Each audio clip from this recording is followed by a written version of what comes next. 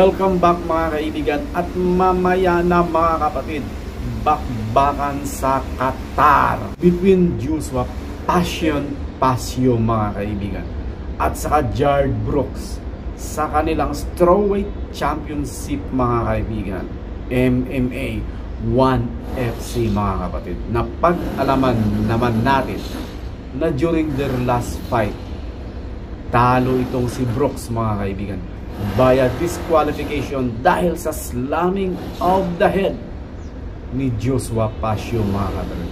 At sabi ni Joshua Pasio sa kanilang weigh-in na mabigat ang kanyang pinagdaanan ng mga challenges at gusto niyang maging unified champion pa rin mamaya pagkatapos ng kanilang laban. And of course, hindi naman patatalo itong si Brooks na siya ngayon ang interim champion sa strawweight division ng 1FC mga kaibigan. Well, magandang panoorin ng laban na ito mga kaibigan.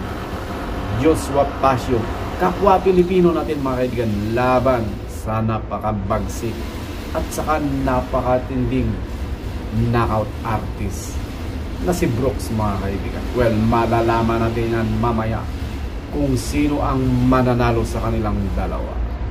Thank you so much for watching and see you in our next video. Bye bye.